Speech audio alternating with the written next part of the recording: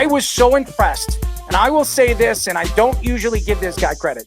The coaching for the Duke Blue Devils and Sccheyer was absolutely outstanding. I got a chance to watch Sccheyer actually call a timeout in the second half with 7 minutes left. Alabama was cutting the score down, I think at one point to 7 points.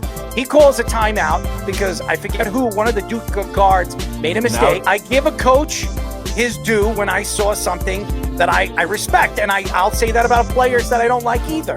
But I got to give Sccheyer a lot of credit, because when his team was getting into a situation where he needed to call a timeout, he called a good timeout, and he got his team back on track with 6.5 minutes left of the game. He stopped the bleeding, especially where the Alabama Crimson Tide was shooting with the last, I would say, 10.5 minutes left of the game.